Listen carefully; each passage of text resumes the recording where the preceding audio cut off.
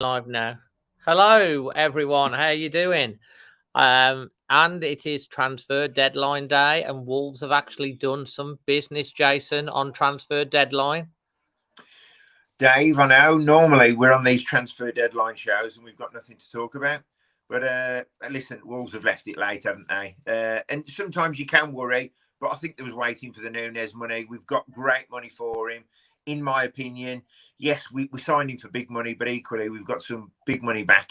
And I think the way he's behaved over the last week or so has been disgusting. So, to me, it's good riddance. I'm glad he's not at the club anymore, and I'm glad we've put the money to good use because it's easy. Listen, we banked 100 million before the window, and we didn't look like we was going to be investing it yet. We've had this money from Nunez, and it looks like we've invested it in 4 players, well, 3 at the minute, and looks like some good young talent as well. Yeah, I mean, absolutely, mate. I mean, we've literally got just about an hour and we got like an hour and 15 minutes left of the transfer window, and they are hoping to get one more player in, aren't they? Well, yeah, I think they've been heavily linked with that. Is it that John Bellegarde? Yeah, I've heard that's a done deal. I've heard they're still trying to bring a striker in. How true that is, I don't know. Because the only one they've been linked with is Shay Adams, and that move seems to have broken down. And Shay Adams, I'm not a big fan of him, but to be fair, I've been looking at his career, and he's got a goal-scoring record of about 1 in 4, which, look, it's not the worst. And he started on fire this season. And to be honest, signing, even if a player hasn't scored, or like I said, a 1 in 4 ratio, if there's a player in form, they're normally the best players to go for, Dave, on the basis that, they're firing on all cylinders. They can come into a team high on confidence. So it possibly would have been a decent signing, I think. But, listen, Kalajdzic, he's already got a couple of goals. Silva notched the other night. So, if the strikers start scoring, it's going to be something we're not used to. Well, yeah, I mean, it's been reported because obviously they were after Shay Adams, but Liam Keane from the Express and Star has been reporting with Wolves now missing out on Shay Adams and unlikely to add a forward or youngster. Youngster Nathan Fraser is going to stay as 4th choice striker for the first team, also play for the under-21s. So he won't go out on loan, but obviously they were looking at Shay Adams. He was going to sign a new contract with Southampton and a guarantee. I think he'd scored, 3 or 4 for Southampton already. Yeah, 3 and 4. And that's what I mean, Dave. That was a striker in form. Well, and that was my bugbear with Costa last season because, look, we got Costa. Yes, he was a free agent, but, he wasn't fit. It took him time to adjust. He certainly wasn't high on confidence. So I think it's always good to get a player in who has got some confidence. Oh, is that Matt Hobbs just giving you the latest? No, it's Chris and Manny. It's me. They're all here now. Oh no, yeah, we're all in it. We're all here now. I haven't checked any of the latest news. Have we signed any more? Well, they reckon that the chap from Strasbourg looks like John Bellegarde or whatever it is. Yeah, it looks like it's been reported that John Rickner Bellegarde is past his medical. Okay. I think a lot of the Wolves team have gone over to France to try and get this done. Obviously, it's another midfielder, I think. The details on him.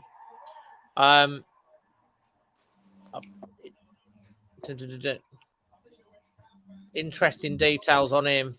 There is he's been chased and it looks like we're going to get him over the line.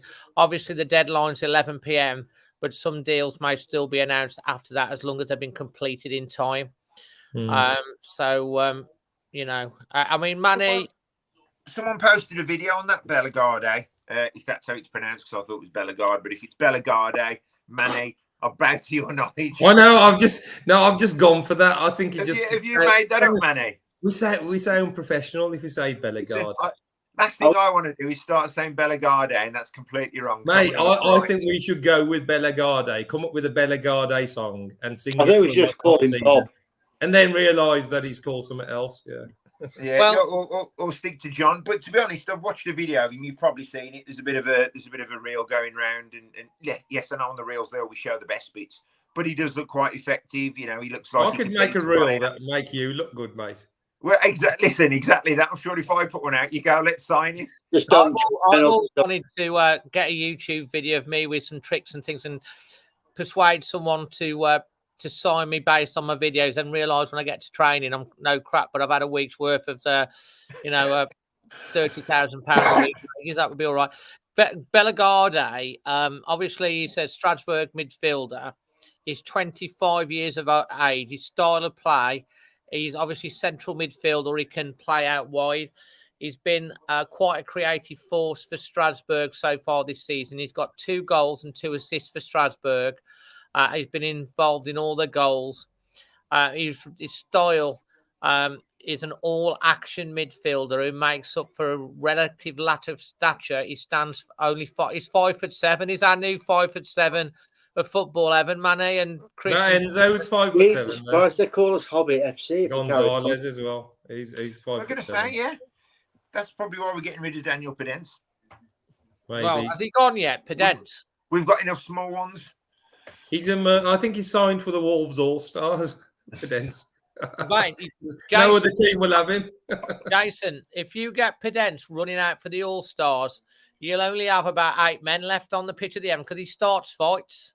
Like remember the last season, 2 friendlies. To be honest, I mean, looking at Pedence, last season was top scorer last season. I think he was, yeah. Joined with Neves 6. But I just think there's a certain level of inconsistency, and clearly there's a certain level of petulance as well, the way he's behaving. And listen, we don't want these bad apples around the club, do we?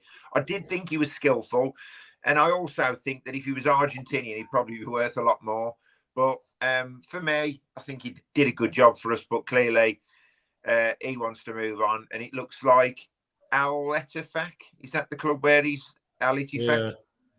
Well, he's got 2 options, hasn't he? He either goes there or he's going to be playing in the under-16s. And probably he'll be one of the smallest players in the under-16 teams, to be fair. Anyway, we've already got... They won't be checking his ID, will they? To check his birthday, like they used to in the kids' football. We've already got 185 on the stream watching us live, guys. So a big hi to all of you. I'm actually at my dad's at the moment. Do you want to just wave a little bit, Dad, so they can see that you're okay? Hello, Dad. Hi, Moss. How you doing? All right. He's doing some scouting on our opposition. He's doing a bit of, He is. I'm just here tonight. Look, we've been with him a lot, obviously, since my mum passed and stuff like that. And he's holding up. We're looking after him. He's not ready to come on and do his videos and stuff yet, but he will be back. Guys, I just want to say, if you want to contribute to the chat, all you need to do is be subscribed and you can join in. Wherever you are watching tonight, there's loads of people saying hi to you on this, Dad, Magic, which is lovely. Oh, there you go. Let us know where in the world you're watching us from tonight. Right, I want to crack on first, Manny, with you. We've got just over an hour till the window shuts. It's been a blooming long summer. It's almost been like a soap opera, hasn't it, during the summer? Oh, man. If we get this Belgrade chappie in, looks like we're going to miss out on Che Adams. Yeah. How are you with the overall transfer window, and what's your thoughts on the Nunez transfer and stuff?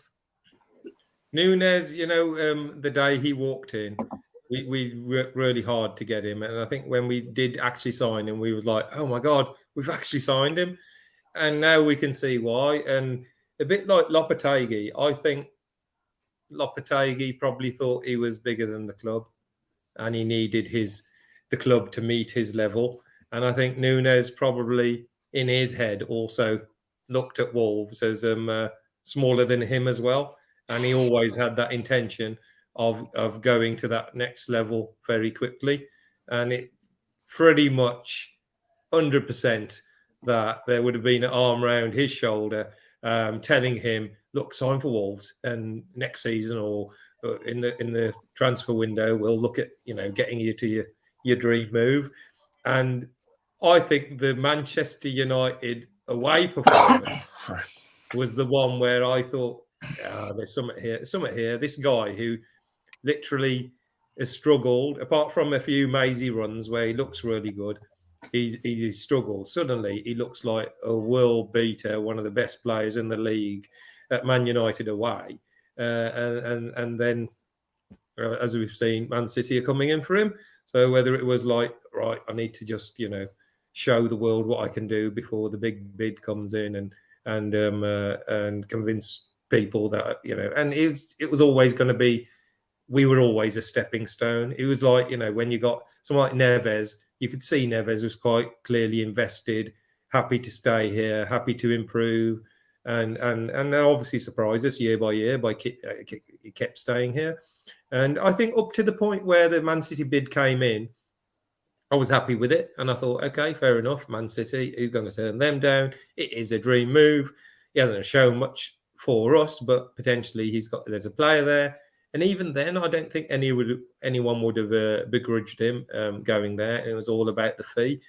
But the day you turn around and refuse to play for the club that's paying for you, that's the day. And whether that's Nunez or whether it's his advisors, whether it's agents, whether it's someone saying, oh, go on strike because we don't want you getting picked for that cup tie because you'll get cup tied, and Man City are definitely only ever going to play you in cup ties and FA Cup games to start off with. So they don't want that. So we need you out of that. That's part of the deal. And he turns around and stops playing for us. I mean, that is the end for me. That's that mentality.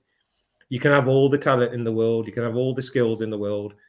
But if you, is it Joe Pellegrini at Fulham? He's desperate to go to Bayern Munich, but he still turned up to training every day. He's still has Pellegrini gone? No, I don't know. He's linked. Haven't you heard? He's had a photo in the Bayern Munich kit, and now the deals fell through. Yeah, is that right? Yeah. I haven't. Okay, so yeah, okay, but he still desperately wanted the move, a bit like Nunez. How's the deal fell through? He carried on, he carried on professionally, and that's all we want from our players. We didn't begrudge Jota his move. We didn't, begrudge Neves his move, but they acted properly. But at the time they were here, and what Nunez did, we don't want. Do you know what I've heard? I've heard Nunez has done a video where he's crying on the pitch, sitting on a chair, and he's going to come out after the window. So you're going to be eating your words, Manny. Maybe I will, and I'll put that video in the bin straight away. But so as soon as that happens, you're looking at the fees, and literally as the day gets closer, it's going to be harder to get exactly what you want. Looking at the whole picture with the Tommy Doyle thing, someone who we valued at the 10 to 15 million pound range, the lad from Girona having contacts there as well. It looks like there's been a bit of play on the figures, and the whole deal to us is probably worth about 60 million plus. Yeah, you reckon they've taken 10 million off? Yeah, of course it is. There's a bit, it's like when you go and buy a new car and you say, "Can you reduce the price?" And they'll say, "Well, we can't reduce the price, but we'll give you $2,000 extra for yours, and we'll take $1,000 off here, and it'll look like you've got a better deal." And I think that's what happened. It was just like that to massage the figures in a way, because it's all about the books and what shows where and how it shows. Does Tommy Doyle come with an MOT, Manny? Tommy Doyle is coming with a free sunroof, fluffy dice. Brilliant, that's it. Mats and full petrol. But you've got a player now, highly rated, did well in the championship. We don't know whether he's good enough for us, but we've got a year without committing to buying him to find out. So that's a good deal. And imagine he turns out to be a superstar. We're going to buy a superstar for 4.3 million. We'll be laughing then. So it doesn't really matter about the 50% sell on as far as I'm concerned, because of the upfront cut price deal we've got. Someone offered you Ronaldo, and obviously he's not Ronaldo for 5 million, but we've got a 50% sell on clause. You'd say, "Oh yeah, I'll have him." So we don't know if he turns out well. It's a great deal. If he turns out not so great, then we're not obliged to buy him. So the whole deal, I think, was a good one for us in the end. Man City got their man. If I'm a Man City fan, I'd be concerned. I'd be saying we got rid of Cancelo because of his antics, and now we've got somebody in who refused to play for his club. So there's a bit of proving it to do, and he's got some players to shift to get into that first 11. That's for sure. And if he ain't pulling up performances, for them, he'll soon be out, won't he? And he'll be a bench player. So, but don't begrudge him the move, just the way he did it, which was appalling and good riddance. And we're not going to be crying over him leaving us, to be honest. Well, Chris, you're a big fan of Nunez, aren't you? I'm a big fan of him now he's gone. Ooh, he's changed. Yeah. No, I've never liked him, Dave. I haven't. I've watched him. Chelsea home, Liverpool home, Man United away. They're the only 3 games he turned up for us. All against the top sides. There's no coincidence. Putting himself in the shop window. That's all it's ever been about the guy. He's never busted a gut in games. He's always been tardy after he's lost the ball, disinterested. I've never liked him. I can't wait to see the back of him. I'm over the moon he's gone. Really am. Because when you're in the position we are, you don't need players like that in your team. Man City can afford to because they've got superstars that can unlock games and do all sorts of stuff. We can't carry a petulant kid, and he's shown that's what he is. He's I've got no time for him at all. Jason, Nunez for you. I mean, what's your take on the whole saga? I echo Manny and Chris's comments. The way it was dealt with in the end, it was like really, really petulant. And it's not as if the Man City move was never going to go through. All they was waiting to do was get a bit more money out of Man City for the good of the club. And Nunez, don't forget, Wolves have took a chance on him, a very expensive chance on him. Did he see it as a stepping stone? Clearly. Did he feel like he was too big for the club and he was waiting for a Man City, and he got banded with Liverpool right at the start when he joined us that this was only going to be for a year, then he was going to Liverpool. But I just think the way he's dealt with it in the end, when Man City, he was going to Man City regardless. To refuse to train for your club is disgusting. I watched Simon Jordan speak about it online. He spoke about it very eloquently, and he can put it a lot better than I ever could. But yeah, I just felt like, and for me, he wasn't a player that really like I agree with Chris. It didn't really jump off the page for me. Could I really see a 43 million pound player, roughly what we signed him for? No, I couldn't. So the business we've done with Man City, I think is very good. On the basis, coming the other way, we've got Tommy Doyle, we've got an option on him, 4.3 million is a bargain. This is a player who ripped it up last season for Sheffield United, a promoted team. And yes, he's done it in the Championship. Can he do it in the Premier League? We don't know. But for an option of 4.3 million quid, we're going to see him first. And he's not going to be a mug if he's made his debut for Man City and he's been in and around the first team. So that's a fact. And if we was tipping him at 14 to 15 million, we got him for 4.3 million, I think it's an absolute bargain, because any player worth his salt who had a good season in the Championship last season is worth a lot more than 4.3 million quid. So I would rather have a player like Tommy in the squad who clearly wants to be at the club and sees an opportunity over a player like Matheus Nunez, who turned it on when he wanted to. And what are they doing now? They're showing that volley. He scored that half volley. It was a decent goal, but, a player 60 million should be doing that week in, week out, or at least every other week. And we didn't get that. All his other shots went into Rose Ed. I know, exactly. I ain't showing them. I had him if you mean WV1. But in all fairness, I think it's good business for Wolves. Very good business. There's not many players who you can sign for 40 odd million and then sell less than a year later and make money on him, and considerable money, and get a player coming the other way. Sorry. The way I feel on Nunez, Matheus Nunez, he was obviously second fiddle a lot to Neves last year, and we saw there was no consistency of him. But during the summer and pre-season, he was the main man. Even under Lopetegui, he played pretty much every game. And at the start of the season, he looked really, really good. Did he get himself sent off deliberately at the end of that game? I'm not, was it done on purpose? I'm not. Some people say I didn't think so at the time, but you worry. But I was thinking when I watched the Everton game at the weekend, especially the first half without him there, we really were lacking creativity within the team, and we didn't get any shots of goal. We found a way to win that game, which was great. But the second a player downs tools, effectively goes on strike and stops training, he lets himself down, he lets his fellow players down, he lets the club down, he lets the colours down, he lets the badge down, and he lets the fans down. You can't, as a Wolves fan, any Wolves fan will forgive most things if they put 150% in when they play, even if they make mistakes. But when he comes back to Molineux, he's going to get booed and pelted. And you watch him score before he scores the winner in front of the South Bank. We welcome players back, and stuff that have given everything for the club. But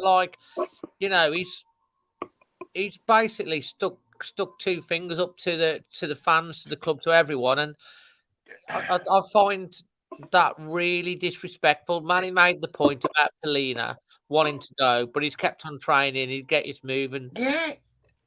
Dave, sorry to interrupt. I can't understand why he stopped training. Is he being badly advised by someone? Because I just think, you know what, Jace, there are some players, I'm sorry, but you don't want to, they just don't think for themselves. They're just controlled. Every move is controlled. It's like someone has obviously said to him, you can't play this week. You don't want to get the cup top. I think that's what it is. He plays, and it's just, okay. But rather than down tools, right? You can just go. You can literally feign an injury, couldn't you? If he didn't, well, I was just going to say that. If he didn't want to play for risk of injury, he should have said, look, my hamstring's tight, right? Yeah. I can't risk it. Now, that move was never not going to happen. It was just, Wolves wanted as much money as they could. So I can't understand that he thought that, oh, I know, I'll go on strike because Wolves might not want to sell me to Manchester City for nearly 60 million euros. Maybe that's what they thought. I think there's a direct correlation between the number of brain cells and his actions, to be fair. And I think he has. Is that why he's number 27 at Man City as well? Because he's got 27 brain cells. Maybe that's. Well, maybe he can't sign his signature differently without putting 27 at the bottom. I don't know. But I don't think he's got the. I don't think he could even think. Well, look, I'm going to leave this club. It's going to happen. I may as well. I can see what they're trying. I don't think he would even have the thought process to think. Yeah, the club are trying to get a bit more money for me. I know what position they're in. I just got to buy my time here. I don't think he got. What? To close, just the Nunez thing. If you read Matt Hobbs' comments, they were really good, weren't they? At the end of the day, when Matt Hobbs has talked about Neves, Raul, Adama, he's always done a little bit of a statement thanking them, and literally he starts it off with he didn't conduct himself in the right way. He didn't really give us what we expected of him. He's pretty damning, really, Good. And it's good. And he ends it by saying, and by his sale, we think we've strengthened our whole squad. Yeah. Did you see the Wolves tweet? It just says Matheus Nunez has left the club for Man City. Full stop. Nothing, not a heart. We wish you luck. They always put the narrative. Thanks for your efforts. We wish you luck for the future. Yeah. Nothing. And I think that's quite right. What I would say about that, when they're saying about creativeness and against Everton, apart from those 3 games I listed, and can you tell me a time where he's picked the ball up and run and done something and delivered a ball that's actually made us do something? Because he doesn't. He might beat 4 or 5 players, but then he runs into 3, and then I don't think he's created much for us at all. No. Well, that's it. And I said, if we had the choice, or if losing Lamina, losing Gomez, or losing Nunez, all day I'd have lost Nunez over Gomez and Lamina 100%. I think Lamina and Gomez give so much more to the team than him. Well, let's have a look at some of the players that we have bought in. Enzo Gonzalez, Jason, we'll start with you first. Obviously, you know, we wait. It's a bit like with the transfers and buzzes. It's like we're waiting long, and then all of a sudden, in the space of 24 hours, we've had 3 come along. We might have another buzz that'll turn up very, very soon as well. Yeah. Enzo Gonzalez, 18 years of age. Is it Paraguay he's from? Left-sided forward. I mean, it's quite unusual, really, that that we've signed an 18-year-old player, which is probably going to be blooded into the first team, I'd imagine, pretty soon. Now, you can see a bit of a shift change where it was, for most Premier League clubs, it was Spain or Portugal or Italy that was going to for players. And now it's becoming more and more common now to go to South America. And he looks to be an exciting winger, looks very skillful on the ball. And I think it's quite important, really, that we revert to someone who's quite wide. Because with Traore, for example, that was the one thing that we was always critical of, which was his end product, the final ball. Now we've got Silva and Kalajdzic, who, you know, have been amongst the goals. I'm not saying they're going to score 20 each this season, but being as they've started and, you know, Fabio's got a goal, Kalajdzic has got 2, it's going to be interesting to see what input it's going to be from having a winger who's creating chances from the flanks. So for me, I thought that was a good signing. £5 million as well. Come on. There's not really much of a risk attached to £5 million, is there? On the basis that the entire spend at the minute, well, with the 3 players we've signed, and you're talking less than 20 million, which is almost nearly a third of what we've got for Nunez, you know, you've got to say it's got to be decent business when it's strengthened the squad. My only concern is, are Wolves still, I'm not going to be critical, are they still terrified of signing a striker? I don't know what it is about. Well, I don't know why Che Adams never went through in the end. What it looked like at one point, it was looking likely, but it looks as if it's not going to happen now. Southampton have blocked it. Like I said, right at the start, Dave, it's important, especially when you're signing a striker. You know, you're not really looking at past glories, but you're looking at a player that's in form at the minute. And Che Adams, looking at his career, he's probably got a goal scoring record of about, I think it's just under 1 in 4, which isn't the world's worst, but he's in good form at the minute, 3 and 4 for Southampton. And I think it's important, especially, you know, at the end of the window, if you are looking to bring a striker and you are bringing one who's in form. Absolutely. Chris, what's your thoughts on Enzo Gonzalez then? Samuel Shelton said he's drooling watching his dribbling skills on YouTube. Guy looks like a Messi. Well, everyone looks like Messi on YouTube with me and Manny. You should watch some of our tennis. Actually, he does. To be honest, I know what people are saying. He does look like him, though. He does. Yeah. Go on, Chris. I think there's some parallels in his stature and that. I think I'm a little concerned that he seems a very little bit like what we've already got to a degree. He looks like another Pedro Neto. If this is a right hand wing guy and Pedro Neto's going back onto his left hand side, I mean, I love to see a guy cross the ball as he's running with it rather than checking back. And there's me saying after he scored a goal like that at the weekend, but I'd like our wingers to go down a wing across the ball with Kalajdzic there on their predominant foot. So maybe he's looking to go right and Pedro on the left. I mean, he looks, YouTube. He looks good. I've watched a few of the videos. He's certainly not going to take any roughing off the ball. He looks a sturdy young chap. Got a bit of tenacity. Them South American guys do. Let's hope it's a controlled tenacity and not a pedant tenacity. But yeah, we've got to get behind the kid now and give him the best. I mean, I've enjoyed watching his Welcome to Wolves video, how he showed him around, and it's good to see people like Semedo, and Semedo was helping him, he said, with his English, and there's been some quite good funny videos Cunha's put on with João Gomez with 3-year-old English stickers he's got on his dressing room wall. They'd be taking the mickey out of him. It's worth looking at those for a bit of fun. Yeah, but no, so I think the right people are there to help him, and the players all look like they're the kind of lads that will help him fit in. So I think it's a good signing. Yeah, well, he's on a 5-year deal. The fees believed to be in the region of about 10 million, I think, in total. 10 million. I thought it was 5. Sorry, Dave. Yeah. He basically broke into the first team in September 22. He's made 39 appearances, scoring 3 goals and 2 assists. Matt Hobbs, when talking about the transfer, said it's a transfer that they've been working on for a while. Delighted to have him join us. He's gone on to say he's an exciting young player who will fit well in the dressing room within the DNA that they're trying to create. He said they wanted a front player who could play across the line and give Wolves something different. And Enzo is the name that the recruitment team has very much pushed. From their point of view, from the recruitment team's point of view, his creativity stood out.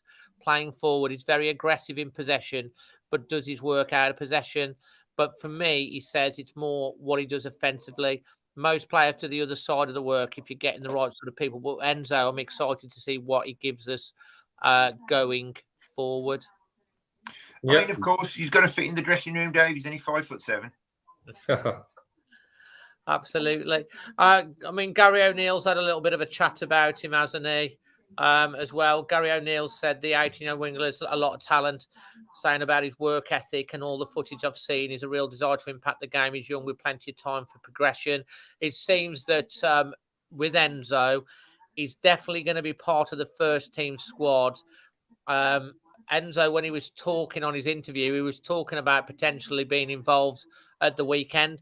Now, I should say that any of the signings that were made before midday today are eligible to be involved in the game against Palace on Sunday. So that would mean Tommy Doyle and also the other guy that we should talk about, Santiago Bueno.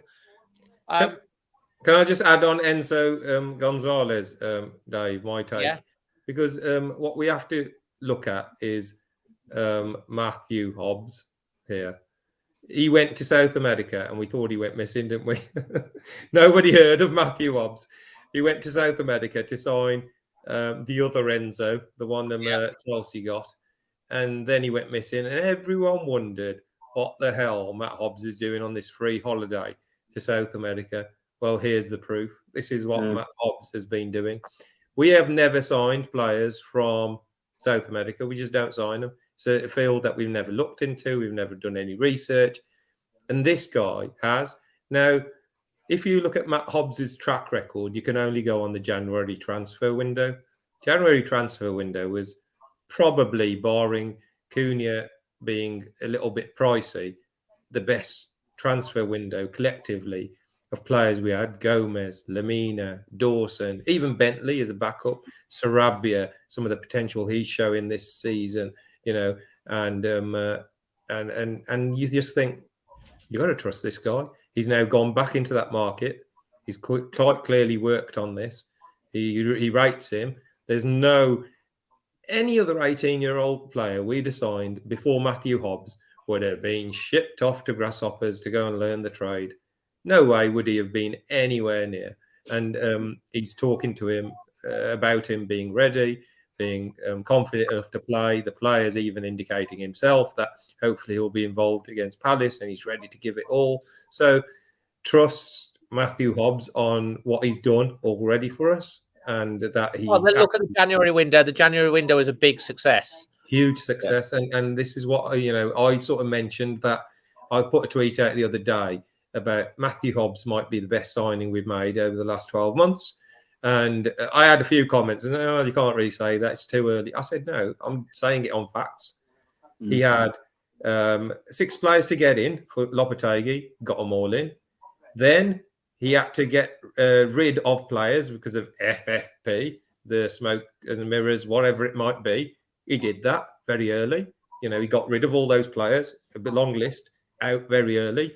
Then he had a manager walk out and he was tasked to replace him.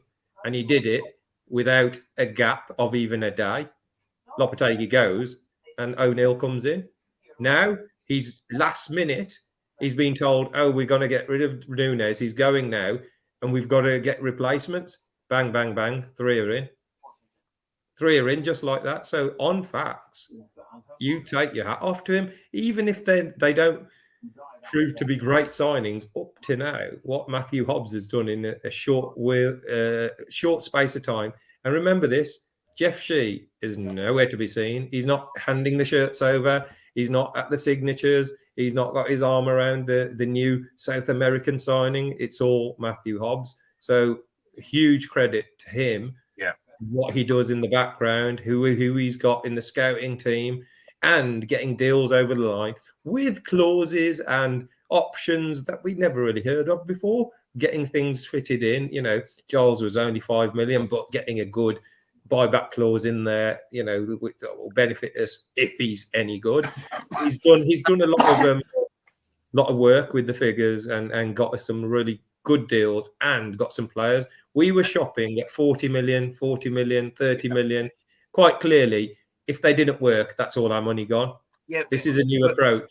Yeah, and also, Manny, we're spending 30 million, 40 million, and which agent is at 90% of them deals? There you go, George Mendes. Yeah. So now we've got obviously with Matt Hobbs. Just going back onto that point where we've you know, we're all critical. We're leaving the business till the last minute. No, we were just waiting for the Nunez money. These targets have been in their sights, as you said, for a long time, and it's good that the fact that, you know, there is 3 or 4 players that they've had the targets and they've landed. I mean, onto that Santiago, I think it was important as well that we got another centre half in. You know, especially with the players we've lost, and to give some competition, because Dawson, is he going to play every game this season consistently? Is he going to have the fitness levels to do that at that age? I don't know. So it's good to bring someone like that. He looks a bit of a bruiser. He's only a young lad as well, 24. So, you know, I think he could fit in quite nicely. But let's move on to Santiago Bueno, because we've been talking about, you know, we had that LVD that we were looking at as well. And then Santiago Bueno's come in. Basically, Matt Hobbs has talked about him. He's a Uruguayan defender, but he's been playing in La Liga for Girona. He also, I think, had a couple of years at Barcelona. He's also gone to say this is a signing that we've been working on for a while. Uruguay renowned for producing world-class centre-backs. He's 24, is a good age. Great football education coming through Barcelona B. His personality is one we look for. Driven, hungry, hardworking, and humble. And Enzo... A bit like Nunez, then. Yeah, if you saw Enzo, he was quite humble when he was talking. But with a bit of an edge, he can play, and he's a perfect fit. He's only missed 4 La Liga games for Girona last season, making 120 appearances for them in a 4-year spell. And he's also been capped twice by Uruguay, making his debut earlier this year against Japan. He's 6'4", so he's good and tall, aggressive, but he can play too. Obviously, it means he can put the ball on the ground and play out from the back. And he's gone on to say he'll be our second youngest centre-back, so he's also one for the future, but ready to go now. Chris, what's your take on Santiago Bueno, as second Bueno in the camp? You know, it's in it. So I've actually watched quite a bit of this guy. There's quite a lot of videos you can watch of him. If he's 3/4 of the player that Godin was for Uruguay, then we'll be laughing all the way to the bank, because he's a fantastic centre half. I do have a couple of little concerns with him. He's very aggressive as a defender. I'm not worried about that. That's how I like defenders to be. I think he might have to tone that down a bit in the Premier League. He generally, when I've been watching his videos, he likes to play the man and the ball. He doesn't hold back. He's a strong individual. He's tall, as you've mentioned. He's good on the ball. He's particularly good at playing long balls out to the wings, like the Pedro Netos and maybe the new Enzo down the wings. Similar to the ones that Cody used to knock around when we were playing the long balls across the wings. So I have watched him quite a bit. I think he's a really good addition. Totally different player to the Elvedi guy at Mönchengladbach, but I think we most definitely don't have a player like that. I just hope he can curb that aggression, because he's got a really good prominent long appearance record. I just hope he doesn't fall foul of silly yellow cards and stuff, because I think everyone will be lucky to fall foul of yellow cards the way things are being handed out at the moment with the new rules. The one good thing that it is, we've now got 4 centre backs, because we've got Kilman, Dawson, Totti Gomez, and Totti Gomez for me has never let us down every time he's played. I really like Totti Gomez. He's not a fancy Dan, but everything that he does well. And he always gives 150%. And with him coming in, we've got another centre-back. So we've got a little bit of depth. I think, Manny, Jason, am I right in saying that that's meant that young Pond has been able to go out on loan? Has he gone to Southend or something? Yeah. He's gone. Got Stockport. So I knew it began with an S. Stockport. Okay. He looks like that. He's gone to Southend on Pond. Southend on Pond. Manny, what's your take on this Uruguayan then? Well, again, it was quite clear, centre half. As soon as Cody went, and then the Collins sale happened, which was a little bit, still loads of mystery over that. Even though he struggled for us, why we got rid of him. We were desperate for a centre half. We've got one in. The price, again, I think it's one of those massaged prices because of the Nunez deal with Girona's links to the City group. There's something going on there behind the scenes. So I think we've benefited there by maybe getting him for 3 or 4 million or more, less than we would have paid. And 24, that's a good age. It's good age. Is that good age? It's a good age. 24. He's got years in the bank, but he's not a young. If we signed an 18-year-old defender, we'd all be a little bit concerned, wouldn't we? Oh God, what have we signed here? As an attacker, I think you can little bit get away with it. So he's experienced. He did play every game virtually last year. He didn't play this year though. He hasn't played this year at all. They did concede. They did concede 55 goals last year, the defence, but they were sort of a mid-table side. So I think we're not going to expect Franco Baresi for that money, or Paolo Maldini, but if he backs up and provides adequate cover and comes in for the odd game and then puts pressure on Dawson and Kilman when it doesn't go right, just like Totti has. Totti was quite an unknown as well. We didn't know much about Totti Gomez, did we, before he came? And we'd have been saying exactly the same. That's what I'm saying. So, these players, yes, they look good on some clips and that. Yes, but there's always a concern, obviously, with every player. But I just kind of trust Matt Hobbs. I just kind of trust that what he's done so far. If I look, has he signed a total flop yet? He had 6 players, and I don't think so. I think all of them were Cunha and Sarabia got more to offer, I think. But I think all of them have offered something and can offer more. And so that's a good strike rate, because if you sign 5 or 6 players, you're bound to sign the odd, I mean, we signed the 2 biggest signings last summer, remember, pre-Hobbs, were Guedes and Nunez. And look what's happened there. one didn't want to play with this, and the other one went to strike, So it's obviously the good thing is Matt Hobbs is talking about mentality, and he's trying to make it key that we may have got it wrong with the mentality with some of our signings, and now it's really key that these people want to be here, they want to play, and they're really focused in helping us. So, do you think that's why? Do you think this is why the likes of Pedence has kind of been bombed out because of his mentality? Right. This is why we don't want this. We want. I think so. I think we need to get back to it. Yeah. I think we need to get back to it, don't we? I think we had that under Nuno. The one thing we had was this real togetherness, and there was really no bad apples in Nuno's original squad, was there? Really, there was no one who stood up as the one who was upsetting the cart. And now suddenly we had a bunch of them, really.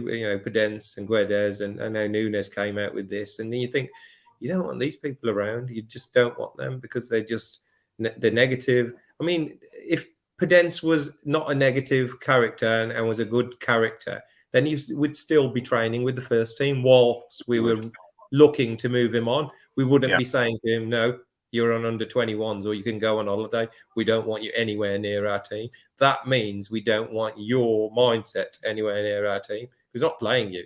So there seems like a shift somewhere, whether that's come from management or whether it's introduction of Matt Hobbs.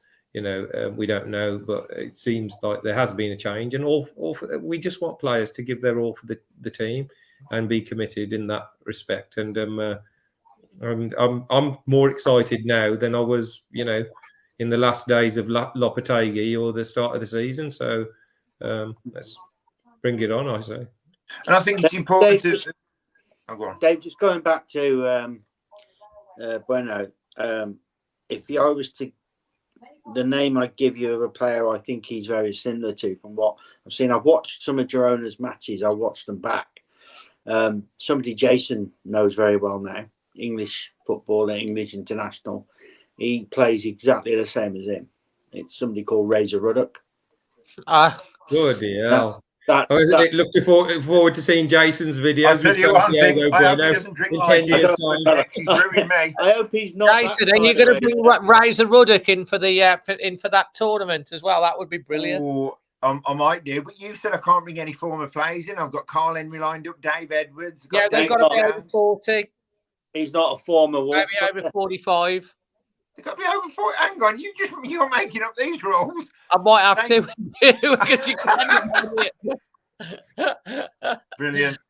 No, he's very much like him with his aggressiveness and that's how I would say. That's how I would say I've seen somebody. Or going back a bit further, if you're a proper Wolves fan, he's a mild Shane Wesley.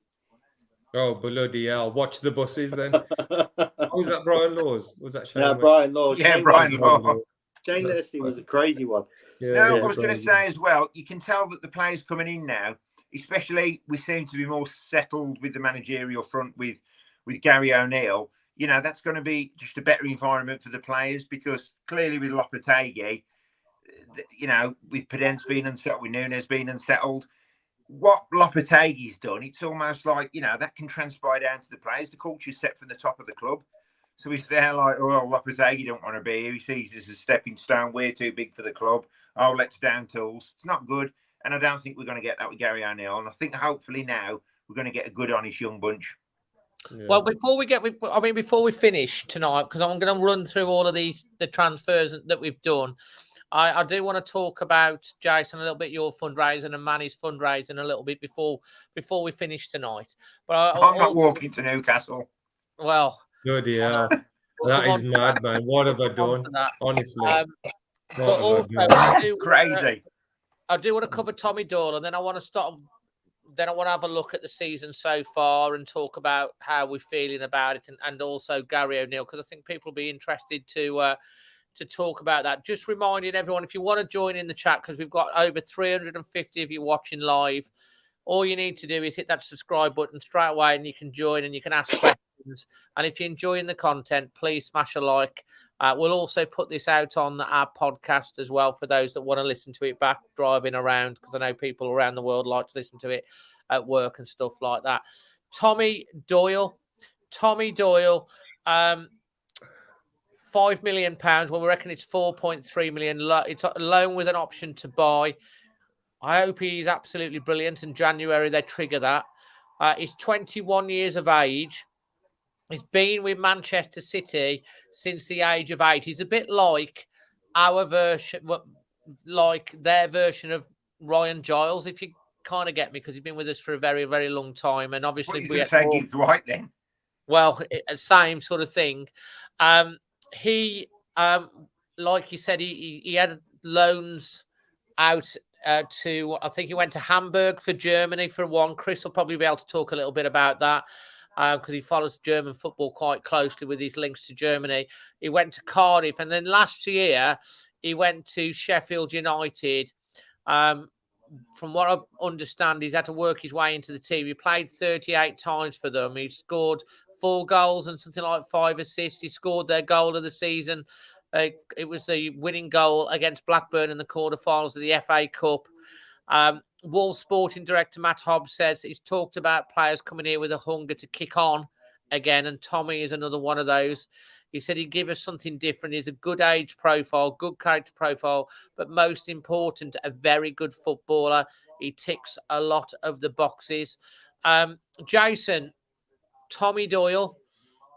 Yeah, just to obviously, my own comments from earlier, the fact that this is a player who done well in the Championship last season, like you said, with the assists, with the fact they got promoted, and we've got the first option on him for 4.3 million. He's an absolute snip, in my opinion, because, name me a player worth less than £4 million that's played in the Championship and the Premier League and done any form of reasonable job. I know he's unproven in the Premier League, but for £4 million, every player is a risk. The fact that he's on loan and we can, surely we're going to take the option up on him at that, for that price, because, he just seems so cheap. But listen, he's got a new opportunity now. He's been at a great club, Man City, if he's been there from the age of 8, they obviously think very highly of him. So he's one actually out of all of them. I am looking forward to seeing. Yes, we have got a very congested, if you like, and competitive midfield. So we need that though. Oh, especially come January, because it's the African Cup of Nations, and both Lamina and Boubacar Traore could be missing for about 4 weeks as well. The one other thing that I forgot to mention about Tommy Doyle, he's played for England's All England age groups. He was also part of the winning European squad, the under-21s, and he's captain Manchester City's at all the age groups, apart from obviously the senior team as well. So he's a bit of a character in the dressing room. He's a bit vocal, and we need a bit of that as well, I think. Yeah, absolutely. When's the last ginger who played for Hobbs? Well, and he's homegrown as well, isn't he? Well, say homegrown, he's an English player. So yeah, he's English. Yeah, so to say, that's part of the quota. Yeah, absolutely. Which is something that we were borderline with at the time, but that's really, really positive. Manny, Tommy Doyle. Let's see. Our number one target this summer, before all this kicked off, was Alex Scott. 25 million, Championship, played well in the Championship. Alex Scott is obviously injured. Nobody knows how long for, 1 month, 2 months, whatever. We've got another midfielder that's played in the Championship, that played really well, that was at Man City. So this is like, we were all excited about getting Alex Scott. We should just be as excited about getting someone for 4 million quid that played in the same league and got his club promoted. I think it's a absolutely cracking signing.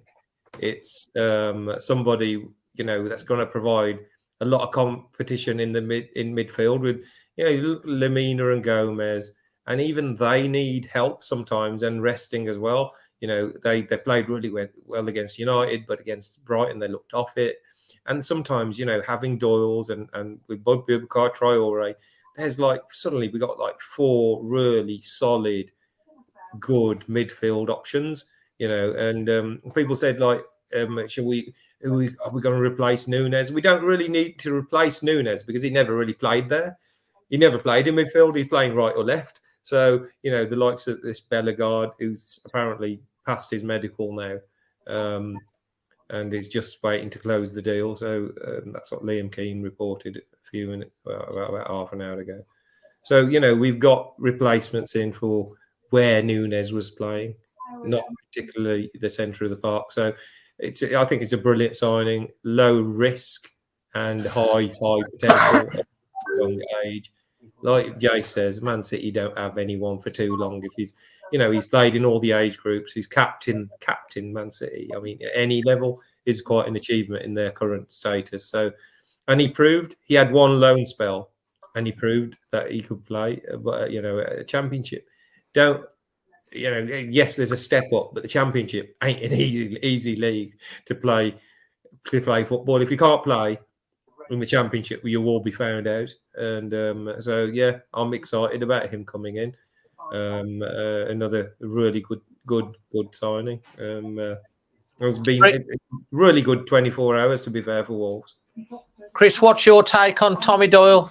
He went to Hamburg. And I know so up on the German leagues. So if we talk about Hamburg, so Hamburg up until 2018 were the equivalent of Everton. They never ever got relegated, but he played for them after then. So he was playing in the Zweite Liga, the second tier of German football. Hamburg have always been played a certain way with steady midfielders. So I think if he's learned some of his skills from there, it'll be about controlling the ball and playing it out. I think you'll find he'd be a bit like Moutinho in a way, maybe a bit more aggressive. That's what I see. I haven't really looked up how he did at Hamburg, but I can talk to some people and find out. But it's irrelevant now. He's already joined. But I'm really pleased we've signed him. It's like Jason said earlier, 4.6 million. Even if the unforgivable happened and we got relegated, it's a championship midfielder at 4.6 million. Well, like Manny said, Alex Scott 20 million. He's a championship midfielder, so it's a bargain. To be fair, Chris, Manny, that was a really, really good point because everyone was raving about Alex Scott. I do make them sometimes. You do, and when you actually think about Alex Scott, and then you actually think about how much we're paying for this Tommy Doyle, and they both got similar experience. Actually, you start to think, well, it could be an absolute bargain, and I really hope he turns out to be that bargain. Obviously we're still waiting on confirmation of the final deal, but let's now talk about the start of the season. Where we are right now, and Gary O'Neill. Who wants to kick off talking about how that we feel that started and the impact that Gary O'Neill's made? Obviously, when it came a little bit left field, come in, people are a bit unsure. Been in situ now just over a couple of weeks. Jason, do you want to give your thoughts on that? Obviously, it's very difficult to judge him because he come in right on the 11th hour at the eve of the season, and he's thrust into it. And it's it wasn't obviously clearly a great place to come into, but it's very difficult to judge from the pictures. But the team, they seem to be bonding well. They bring we looked at the players they've brought in. It's important now. It's not just about ability; it's about attitude as well. And I think with Gary O'Neill, hearing him speak as well, he speaks very well. So, look, the Brighton game was always going to be very tough. We knew that. I almost thought it was going to be tougher than the Man U game, and in hindsight, it clearly was. But he's got a bit of a clean slate in as much as it's just very early days for me to judge him.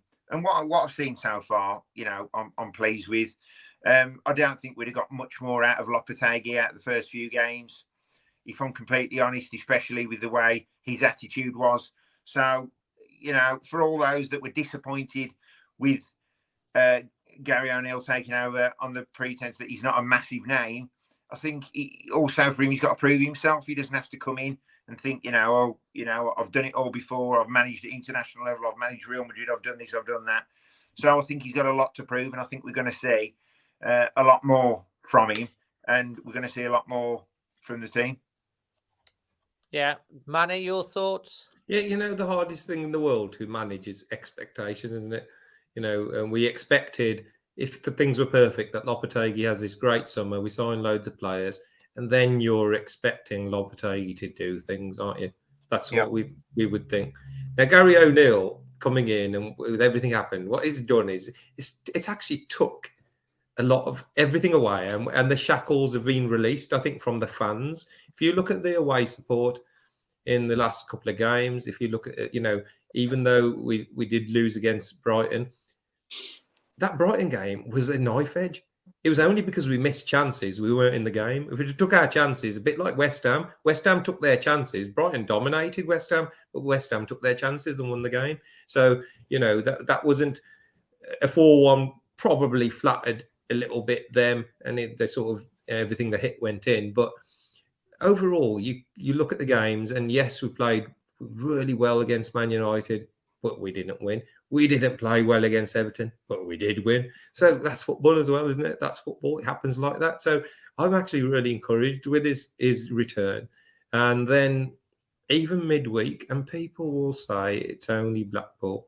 But when did we, in the last few years, beat teams like Blackpool 5-0? We've been knocked out so many times today. Well, even if we did beat them, it was 1-0, 2-1 on penalties, struggles. We beat Preston, didn't we? That was 2-1, I remember, last year at home. So, this is like, I'm really excited. It's been a really cracking week. He's suddenly blooded 2 strikers who, believe it or not, have beaten Raul and Costa's aggregate total from last year already. and the Doc. Yeah, so that's ridiculous, isn't it? And we've got to get behind. And the other thing, a little bit of a masterstroke, because he would have been involved in it, is like the timing of giving Fabio the number 9. Well, I wanted to talk about that because Fabio Silva is now. I think you put a tweet out with a couple of little jingles. Yeah. Number 9. Do you want to give us a little bit of a song, Manny? It's the Fabio Silva is wondrous number 9. Yeah, so that's an easy one for us to sing. It's an easy one to sing. If you don't know the words, I can text you them. But I think that was a bit of a masterstroke as well, and it's just like a bit like some of the players that were bombed out. Let's look at this then. Ait-Nouri, nowhere to be seen under Lopetegui, right? Johnny Otto, nowhere to be seen under Lopetegui. Obviously Fabio Silva's come in, and we didn't know because Fabio Silva was saying, I don't want to stay. I want to go. Suddenly, O'Neill's come in. Ait-Nouri looks like a brand new player playing in 2 different positions. Quickly, he realizes that he can play as a winger. Yep. Johnny Otto today has refused to move and says, I want to stay and fight for my place. That doesn't sound like a Johnny Otto that was here last year. I think he would have just left straight away, last year. And then we've got Fabio Silva, who suddenly, Fabio Silva is absolutely over the moon at getting that number 9. He's absolutely over the moon of scoring at Molineux in front of fans. Remember, he played that lockdown season where there were no fans. And if the players get behind him, he will score goals. I'm actually so encouraged. Yeah, he missed chances, but he's in those positions. He has a knack of getting. When he scored, the relief, and he went down on his on his knees, looking up to the sky. Listen, Dave, I've been the most critical of Fabio Silva, but for me, there's no one more than me that wants to see him come good. And we can criticise Blackpool. It was only Blackpool the other night. You can only beat what's in front of you. And like we've said, we've had several League Cup matches which end up as banana skins because the players don't take it seriously. They're not set up properly for the game. They're in second gear. But you could tell there was all up for it. That they wanted to score, and it's so good for the players' confidence. You look at Silva; it was almost a relief off his back, and having that number 9. I want him to go out there and score 15 odd goals this season. That'd be unbelievable, and I want to get behind him more than anyone because I have been critical, but I do want to see the transfer come good. Absolutely, and you know what as well. Manny and Jason and Chris, we will come to you on your thoughts on the start of the season and Gary O'Neill in a second. But as Manny's brought it up, Fabio Silva, number 9. I think giving him the number 9 shirt, how they've done it now, and giving him that shirt is basically saying to him, by Gary O'Neill, by Matt Hobbs, by the team, the coaches, you're the main man. We're giving you the number 9 spot. We've got our belief in you. This is your time. Go out and shine. And the fact that apparently they've had some offers for Kalajic as well. They've obviously batted them away. You've got Kuna, Kalajic, you've got Fabio Silva, you've got Nathan Fraser as well as a backup, and then you've got all these forward players that if we can get them ticking and we can really start to both Kalajic. To be honest, he seems to have this thing for goal. His first goal, it was off his head on his back. His second goal, he hits it into the floor. It bounces out. I don't care how they go in. He seems to be able to put the ball in the net. He reminds me of like Peter Crouch in his early days. Peter Crouch used to score all his goals like that. ungangly, not really clean headers. Just used to bundle the ball in the back of the net. We don't care. We don't care. If you can get in the box, you want a striker in the box. And if you're in the box, you've got a chance to score in it, yeah? Listen, what would we rather have? Would we And he's rather got have really good control as well. You know, if you've been watching him, how he is, he really does have. He's quite tall, obviously 6'7" of football, but he can play. He's got good control. Yeah, I was just going to say, Dave, you're quite right, because we don't. If he scores, you know, like I said, 15, 20 goals this season, or even less than that, and they're all off his arse or off the back of his head, off his elbow, we don't care. We'd rather have that than 5 wonder strikes from outside the box. We want a striker who's in the right place at the right time, and that's what all the best strikers do. Absolutely. Chris, now on to you for your thoughts on the start of the season and Gary O'Neill. I mean, you did do, I think you did we talked about it on Extra Time. Was it after the Brighton Man United game or Brighton game? I can't remember. You did the player ratings, and they weren't that high, were they? No, they were high, just Ait-Nouri's wasn't. What we've got to realise, and Gary O'Neill's already done it, is he needs somebody like Bueno behind him, and we need to play him further forward than he was playing. He's fantastic playing forward. My problem with him as a fullback is when he goes forward with the ball and he gets caught out with it and loses it, and he just like to do a dribble and go past people. Once he's out the game, he doesn't get back, and that's what my big criticism has been with him, in that he won't cover. So having a Bueno behind him and him playing, he's fantastic going forward, and I've never disputed that. But you know, in a 4, you're a fullback before you're an attacker. Even nowadays, you've got to be. And unfortunately, that side of his game, and I know he played really well against Mo Salah once, but you could argue maybe Mo Salah was off his game. It swings around. On the back of that, Chris, I just want to jump in on the back of that, and it's interesting what you say about Ait-Nouri, because he definitely is a better player going forward. Very skillful. We know he's got a goal in him as well. Neto ain't going to last the season without being injured, because he's that sort of player. He's going to get injured. There is going to be niggles. There's going to be hamstrings. If that is the case, I wouldn't mind seeing Ait-Nouri in his position. Yeah. You just need to take the reliability. You know, he's still got a responsibility to come back and cover the fullback, but not being the fullback having the freedom to just fill in is much better suited to him. Yeah. He switches off as well. And when the thing is, Chris, he's got, you know what he's got? He's got a smile on his face. He just seems happier. Around the training ground, if you saw his last year's videos around the training ground, on the coach, walking to the coach, he had his hood up, he was like, you could see he just wasn't happy to be there, because he was, the players, the kids playing, isn't it? Yeah, but Chris, the kids these days, they're different, aren't they? You've got to bloody cuddle them and bloody give them what they want. They're not like the old-fashioned one where you could tell them off and get the big stick out and tell them they're rubbish and they need. That would be enough in the old days. But now it's like it's a different age, and I've got it with my sons, man. You're forever like, don't you get the big stick out anymore on them, Manny? No, I can't, man. It's on me now. There you go, man. They turn it on me. but going back to the start of the season, I thought I went with you at Celtic. I knew something was wrong with Lopetegui because his body language. I said to you at the match, didn't I? Yeah, you did. So strange going on here. He ain't come over. He ain't clapped. There's something going on here we don't know about, and it all came out. I was really upset about him going. I felt that he did things that he shouldn't have done, but I felt ultimately the club messed him about. But that's all under the bridge. I wasn't particularly enamoured about Gary O'Neill. I don't think I really knew who I wanted in. I just didn't think maybe he was the answer. But I thought the same about Mick McCarthy, and you can't say he was a disaster for us. So, he's a manager. We've got to get behind him. He's shown some things already where I thought, oh, hang on, he's not having pedants. He's not putting up with the behaviour, and so that's a big plus to me. He's his own man. He seems to be quite open and honest in the interviews he does.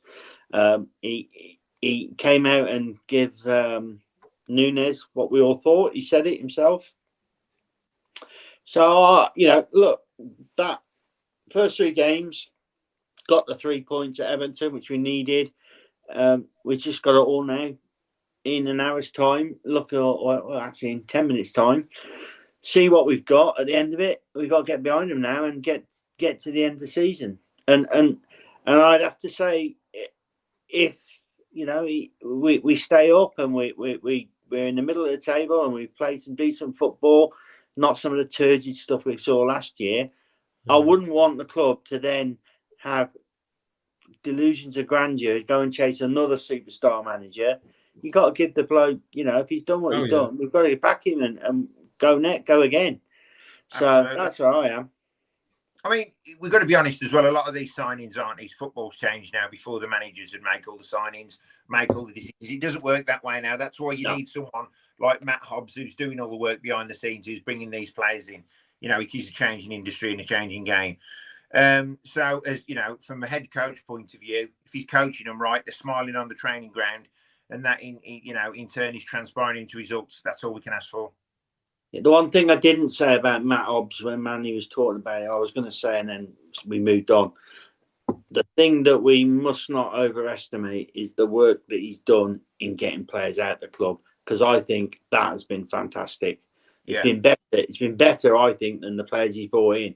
He did it quickly. What he's got, he's done quickly, but he's got some decent money in for somebody. Oh, good money, 100%. Is it 150 odd million now that we've brought in? Yeah. Well, yeah. I mean, if you think, Jace, those bollards might get painted. Well, if you think just Neves, Nunez alone, Neves was 47 million. Neves was 47 million. Nunez is 53 million. Just them two alone is 100 million. Just them two alone. What other? Yeah. Where's the money, Jeff? Where's the money, Jeff? Yeah. Them bollards were freshly painted. I heard last year anyway, but the club said that some bloke keeps putting some Osa Saturday stickers on it, and it keeps peeling the paint off. No, hang on.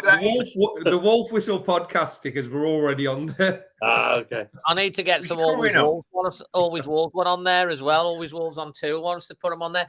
One other player I do want to. I think Chris, you make a really good point with the players that have come out, because at the end of last season, most of the fans were looking for a bit of a clear out and a bit of a evolution, I think you're right to say he's done a good job. I don't think anyone that's gone out, you can't really argue the case for, really. But one player that I do want to sort of bring up right now is Johnny Otto, because Johnny Otto is one of those players that we thought they were going, but Johnny Otto, you talk about Matheus Nunez, you talk about Daniel Pedence, but Johnny Otto, from what I've read, it's been reported that he could have gone, but he said to Gary O'Neill, he said to Matt Hobbs and the coaching team that he wants to stay and fight for his place. And I was really impressed with Johnny Otto's attitude. That, obviously he's had his injuries. He thought he was going, but he's really, really positive how he wants to stay and fight for his place. Manny, I mean, what's your thoughts on you know what? All I can say is the coffee shops in Tetnall are irreplaceable. So, he's made Wolverhampton his own. He's another one with young kids, and there was this, with those players from that time, Neves staying so long, Martinez staying so long. I think they just are family people. And they have lots of values and uprooting families and taking them elsewhere. And I just think he's that kind of player. He would just like to literally look at him. He's standing there in his shorts and his string vest while everyone else has got snoods on. He's that type of bloke. And he just, he's always in his T-shirt and he's just goes to work, does his job. And again, he was another one that I think there was a little bit of unhappiness about last year. He was obviously good friends with Raul. There's a Raul situation around Christmas and the World Cup. There were things and rumours, and again, I think this fresh manager, new person, would go up to Johnny and treat Johnny with the respect he deserves. A player that's been there a long time, that's played, the odd match for Spain. He was there during the glory days, and I think someone like O'Neill has probably told him as well. Actually, I still think you've got a part. Maybe you might not play every game, mate, but we need people like you, the experienced pros. You can bring so much to this team, and I just think it's just shows the mark of the guy as well. You know, that he's prepared to actually, I want to fight for this. He might think, well, actually, Bueno's playing left back. If Ait-Nouri transitions to the winger because he's not reliable enough as a left back, I might be the next person in. You know, so this team need me, and I still think I can get back into, and that's refreshing to hear. And fair play to him. And after the Nunez, to hear that from a player, you know, I'm prepared to play and fight for this team. Then fair enough, because I'm sure, like most players, he could have got a deal somewhere, giving him a nice little paycheck, and you know, in a hotter climate than sunny Wolverhampton, that's for sure. So top servant. And I wish him all the best. And if he gets back to anywhere near his pre-op form, then he'll be a great asset for us, you know. Absolutely. For those asking about Belgrado, he changed his name for the fourth time. Belgrado got sung. Belgrado, not Belgrado. Yeah, for those asking, it's been reported and it's been tweeted in various places that the deal has been done. It's a 5-year deal, but there's no official announcement as of yet from Wolves. But it does look like that's going to happen. Johnny Otto, Jason. Yeah, Johnny Otto for me. Under the last few games of Large, I saw him. I think he was either playing injured or he just didn't seem to have it for me. I was done with him then. But his attitude is right. Manny, I was going to make a similar point to Manny. Manny's hit the nail on the head for me, really. These players, i.e. Raul, Neves, Johnny, Matinho, made Wolverhampton their home. And, you know, they've embraced it. They've got young children. And it's right. How old's Johnny now? 32, 33? That's is right, he really, is he really, you know... He wants to fight for his place, but equally he doesn't want to uproot the family neither. And I think that's important. So, and listen, as we said, if Ait-Nouri does push up, I think he might have a good chance of getting back in the side. And if he's fit and he can do a job, he's never really let us down. Like I said, under Large towards the end, I was a bit disappointed, but I think he was playing semi-injured. And then he scored that the goal of the season. Yeah, and I was just going to say, and then he ended up scoring that wonder goal. But for me, I think that in coming out the way he said, especially around this time with what's happened with Nunez, I think that shows real class. Absolutely. And Chris, what's your thoughts on Johnny Otto? You asked me a question about fullback, Dave, so that's quite dangerous because, you know... It really is, yeah. So I've never given Johnny Otto a 5 in any game he's ever played for Wolves because he's a proper fullback.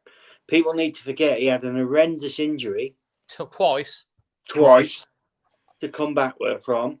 It's an awful injury. It's difficult to get back. You know, fullbacks nowadays are some of the most mobile and running players you have on the pitch because they're up and down, up and down, up and down. So it's going to take a while to get back, and I'm really pleased that he hasn't gone.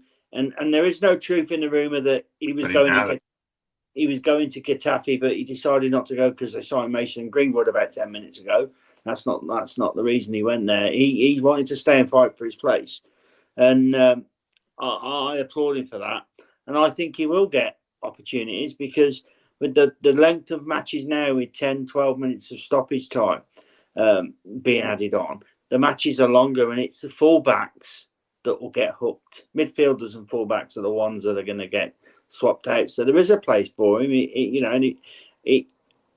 looked good in a couple of games, and he looked good against Blackpool. What he played, he there were signs of the old Johnny. He was a fantastic player for us before he got injured. And it is the one thing that annoys me about football fans these days. They're just easy. It's to be easy to discard players. Oh, he's rubbish now. Don't worry about him. You know. Everything's about buy, and we don't. Yeah. You know, players are the same with Lorty. Look at Nunez, but we don't also give him a bit of time with Lorty, and I think he's a good player, and I'm glad he stayed. I'm surprised that the lads have just put up that he's only 29. I did think he was older, and you did clearly, Manny. I thought he was a bit older than 29. Johnny. Yeah, I did as well. I'm taking it on. He actually looks older. They're right when they say he's 29. I've put it up on there. Maybe someone else can confirm that, because you always think he is older, don't you? But maybe he's only 29. I mean, I'm not sure. And the thing with him is, as a fullback, he can score. Johnny can score goals, and Doc can. In fact, we've got good scoring fullbacks, really. Doc has always been one amongst the goals, and he went to Spurs, and then he went to Spain, did he?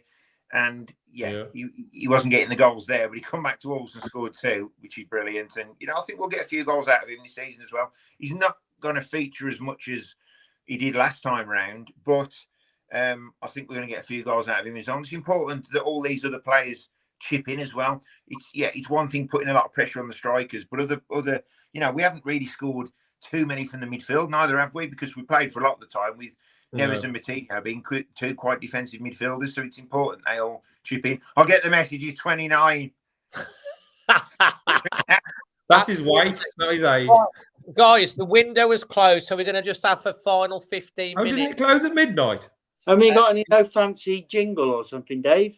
Do you want to have some sort of? I don't know. I thought you'd have had one. You got a bell, Dave, or anything? Have we got a bell? Have we got a bell anywhere, Dad? Have we got a bell? We've got a Bellegarde. No, we haven't.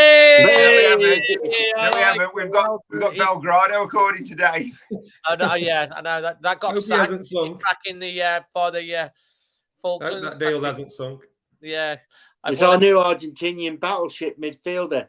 Well, I like what you're doing there, mate. I like what we're doing. So the window has officially closed, but that doesn't mean to say that deals will not be announced after 11 p.m. because, if they've been signed before, they've still got to, registrations and stuff like that. I think they've got a little bit of time.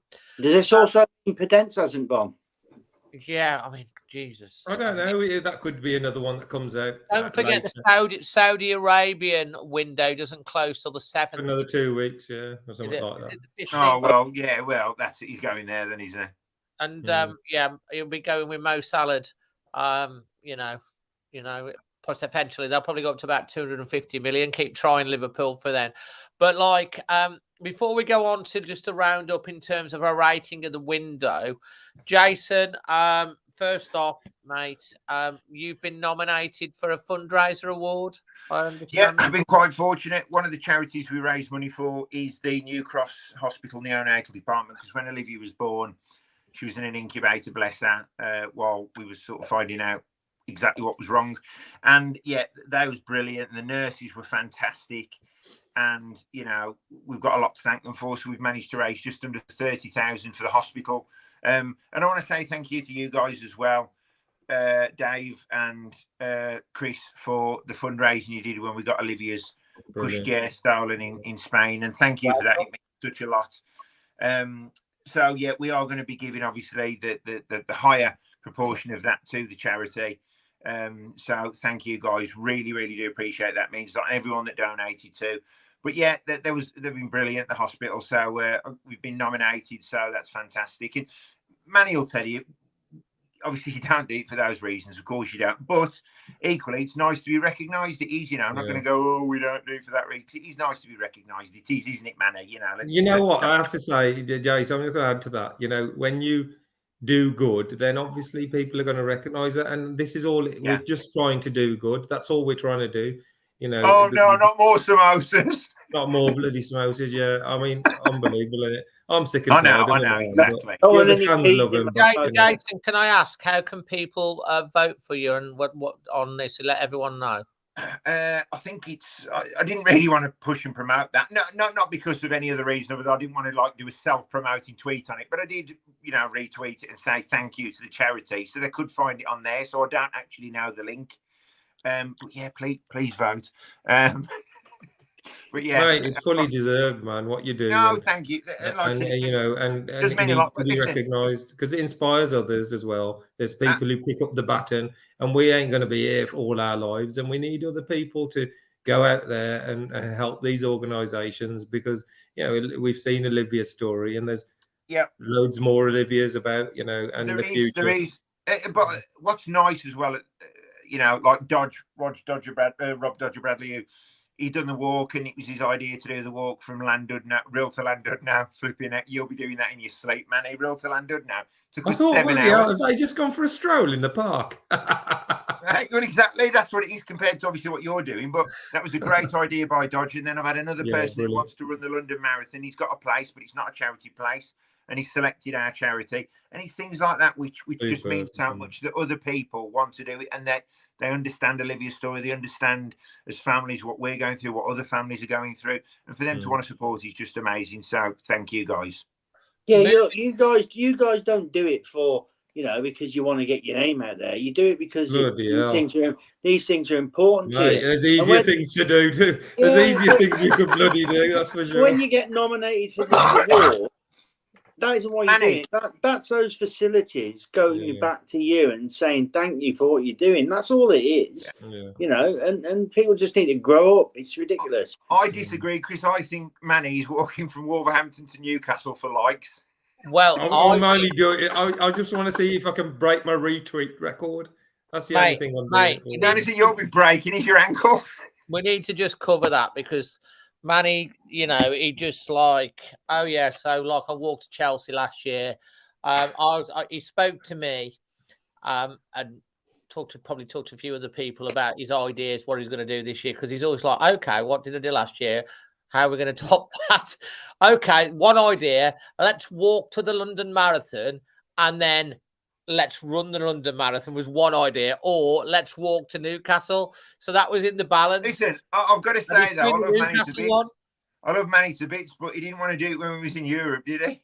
Mate, somebody says you never walk to Colchester. Somebody said that to me at the game, the one bloody day. Colchester? Yeah, apparently you never walk to Colchester away. I get it. Yeah, I get it. Time as well. You're doing it with Jeevan as well. So, Jeevan comes up to me and he goes, Dad, I'm going to do the next challenge with you. I said, are you having a laugh? I can't even convince myself to do the next challenge. You've never done a challenge and he goes, yeah, I'm doing it with you. And I spent a month trying to talk him out of it, but he's so keyed up for it. So let's go. So I'm going to get him into training. He's got to get fit. He don't even walk to the shop over the road. He don't even walk bloody to the kitchen to fetch his dinner, and now he wants to walk to Newcastle. So yeah, but that's the best thing about that, isn't it, Manny? That he don't do it, but he wants to do it with you. So, I mean, to be honest, he's something, Oh man, it's going to be absolutely unbelievable, to be fair. And yeah, I had two options: either walk to Newcastle or walk to London to run the London Marathon. They're 6 weeks apart. I am actually running the London Marathon as well 6 weeks later after the Newcastle walk. And I've said to someone, if I feel okay, maybe I can still walk to London and do the London Marathon after walking to Newcastle. And it is completely madness. It is bonkers. I'm not going to have legs left. But mate, you'll be about 3 inches shorter. Mate, honestly, I've worked out the route. It's horrific. There's hills. Who put hills in Yorkshire?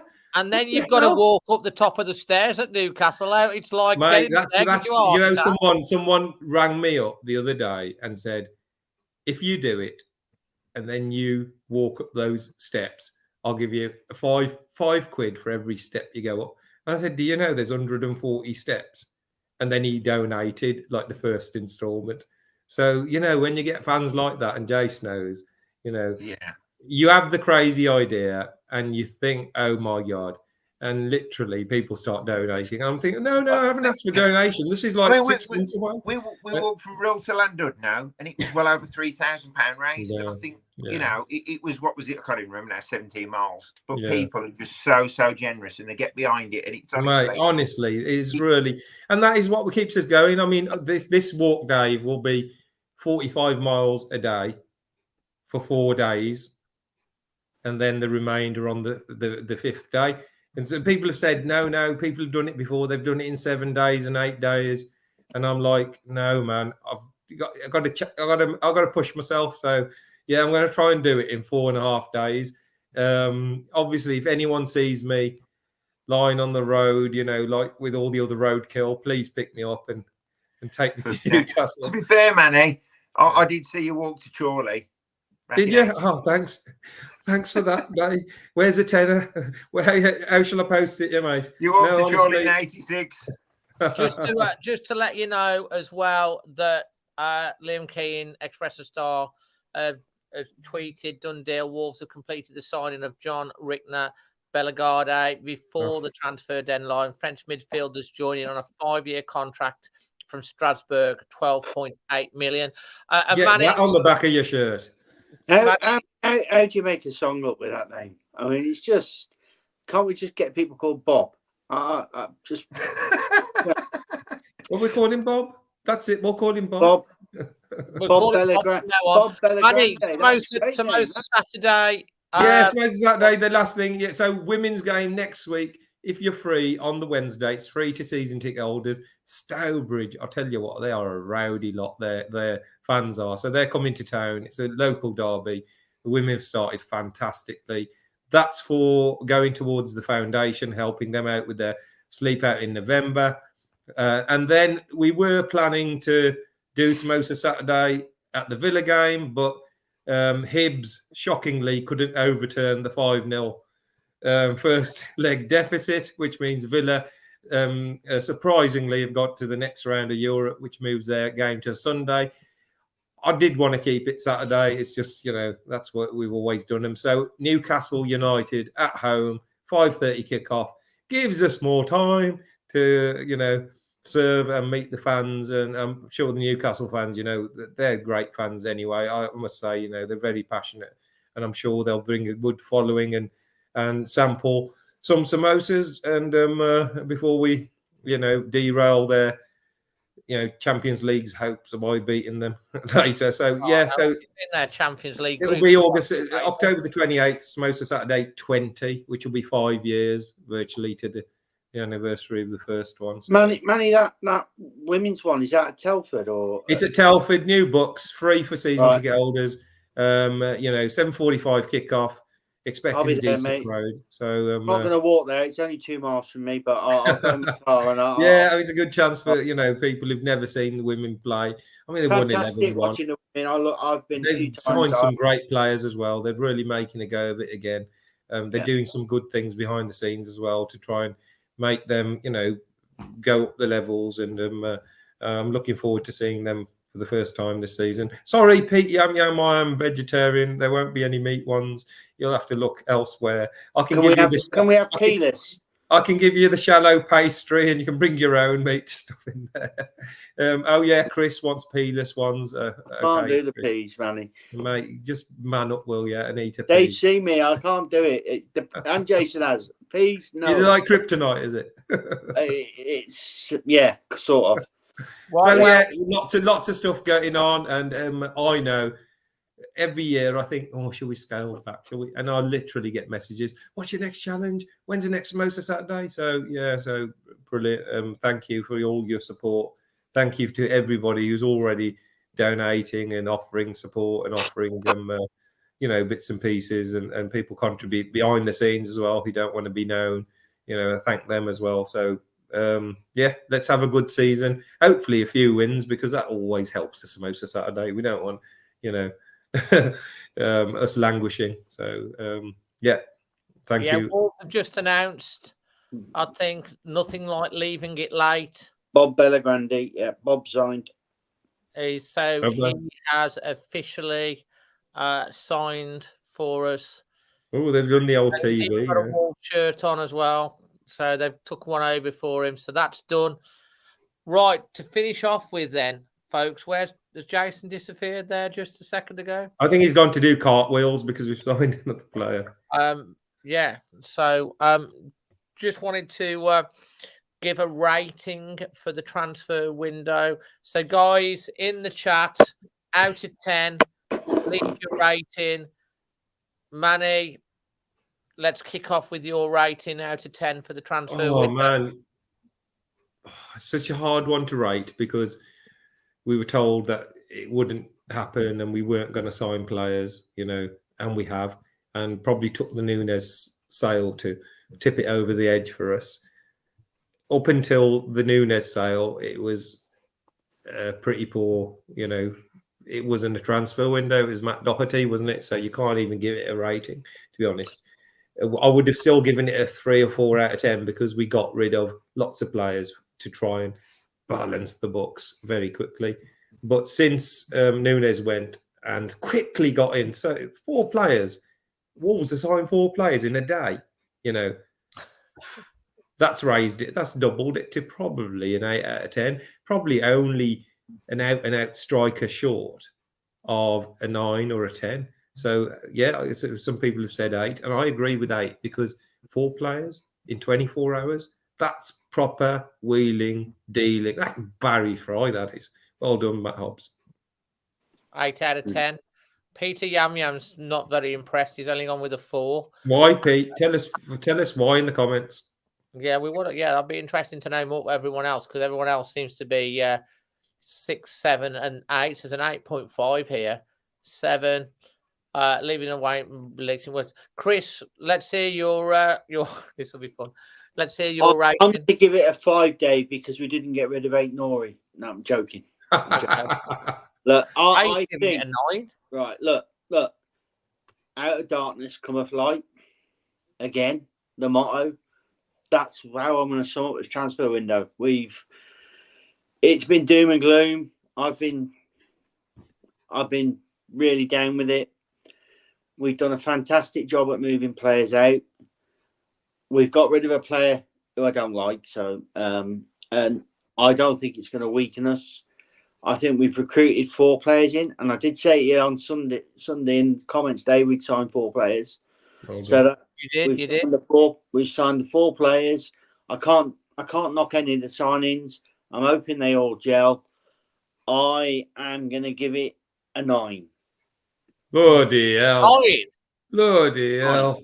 Considering the position that we've been in and Yes. what we've done and how we've ended up getting, it's a bit like Battlestar Galactica. We've got a ragtag team of players from God knows where, and it looks like it's a decent mix, and I'm quite infused by it really. So let's see how the next few couple of performances go. Let's not jump on the backs when they don't deliver in game 1 and 2, because one bloke's been on a 36-hour flight, another guy's getting settled in. Ain't going to happen overnight, but what we need to do is see signs of growth and nurture them and get behind them and get the season over with in the best possible way so that we can look at starting a next sort of set of rebuilding. Absolutely. I'm going to go with an 8. I've said all along, judge the window by the whole window. I think the players that have gone out. Peter Yamyam's gone up to a 7. Breaking news. What I would say, Dave, is that still me giving that a 9 still doesn't let the owners over what's happened this summer off. I've got a real beef with them, and that still needs to be sorted. But to be fair, the Hobbs of this world, the Gary O'Neills and the scouting team, they've done a great job. And it would be wrong of me to say anything less than a 9 in my eyes. Well, I'm going to go with an 8. I think the average is around about a 7.5 from what everyone's been saying. So there or thereabouts. Yeah. It's a solid window. We've got 4 in the last 36 hours. You know, it's been... the only thing I can say is about the ownership is we were sort of concerned, these owners ain't going to make this money available, to sign players, the Nunez money. And probably they haven't. We haven't spent 60 million quid, but they have made money available. So in the tight ship that we've got and an ownership model that we're probably not happy with because they seem like they're not as interested as they were before, I think Matt Hobbs, given the circumstances he had in front of him, pretty much pulled rabbits out of the hat in 24 hours. Let's be honest. Back in the day, there's no way we would have got... If it was just Jeff Shee on his own, or Shee and Sellers, or Shee or anybody else, or Jez Moxie. No way we would have got 4 players in 24 hours. And all of them he's talked about very much in detail. So it looks like he's really studied and gone after these and really identified them. And even in that quiet period where we thought oh, what's Matt Hobbs doing now? He's probably got nothing to do. It was obvious he was doing plenty. So again, it will prove, the proof will be in the pudding. But up to now, fantastic. Well, but on the last signing that we've just got in, Bellegarde, we have a quote now from Matt Hobbs, as he said, director. He said he's a player the recruitment team flagged towards the end of last season. He started the season very well. He's athletic, technical, has ability to drive with the ball, which is something that obviously Nunez we was looking for. So this is positive news. As you can see from his goal and assist record, he's an excellent start to the season. He's another player who adds to our depth and gives us something different. He will certainly add creativity, which is something that obviously with Nunez going is something that we wanted to get into the midfield, of course. He will add creativity. He's got a good end product with the runners that we have going forward. His athleticism in the middle of the pitch, as well as his strength and his ability to find that final ball, something that obviously we've often criticised, as he's shown in France, will be really important to us. So, yeah, you go. The final signings coming in. The transfer deadline has finished. We can now stop worrying about players coming in and out. We can get on with the football and we can get on with what's going to happen, everything. And we've got to give, like Chris said, we've got to have the patience for these players to come in because they are coming in late. There's 3 or 4 of them. I'm sure you'll see the 3 of them involved with the squad at the weekend, and it gives us a bit of strength in depth. Guys, thanks for joining us. Hope you found this, this live of interest. Thanks to Jason, who I think Jeff cut him off and bombed him out or whatever late on. But it is a late one. So thanks to Chris and to Manny for joining me tonight. Much appreciated, boys. Yeah, no problem. Mate. I think Jason's throat gave in, to be honest. Yeah, he ain't very well, Jason. He was struggling a little bit. Are you going to Palace, Manny? Yeah, me and Jeevan will be there. So I'm looking forward to it because I've obviously been away for the last. People have said, Manny, why did you come back? We won 2 games and we didn't concede a goal. So if we lose, you can blame me. No, that's fine. Well, I'll see you there then, mate. Looking forward to it. It's a bit of a trek, but we will see you there. And the match preview will be out tomorrow. So anyway, guys, God bless to you. It's a late night one. We're gonna get going now, and then my dad can go to bed as well. He stayed up late. He's just over there. He will be back on the channel. Magic, what's your score out of 10? What's your score out of 10? Oh, Manny's gone as well. He's been bombed out as well. What's your rating out of 10 for the window? Dad's going with an 8 as well.